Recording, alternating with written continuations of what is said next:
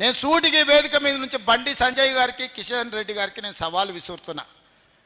మైనారిటీలను రాజ్యాంగ పరంగా 1960 నుంచే నాకు తెలిసి బీసీలలో బీసీ రిజర్వేషన్లు పొందినరు.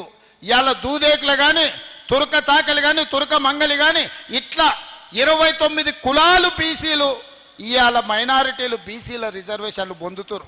అంతెందుకు కిషన్ రెడ్డి బండి సంజయ్ సిద్ధంగా ఉంటే గుజరాత్ రాష్ట్రానికి నేను టీములను తీసుకెళ్తా. నరేంద్ర మోడీ గారు 12-13 ఏళ్ళు ముఖ్యమంత్రి ఉన్న గుజరాత్లో ఇవాళ ముస్లింలు 29 కులాలు బీసీ రిజర్వేషన్లు అనుభవిస్తున్నారు. ఇవాళ బీసీ రిజర్వేషన్లలో ముస్లింలు గుజరాత్లో ఉన్నారు. ఇవాళ ముస్లిం బీసీలు మధ్యప్రదేశ్ బీజేపీ ప్రభుత్వంలో ఉన్నారు.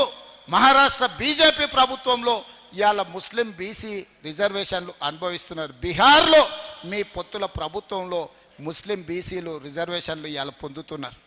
ఇవన్నీ నిజం కాదా? నిజ నిర్ధారణ కమిటీని రాష్ట్రాలకు పంపిద్దాం.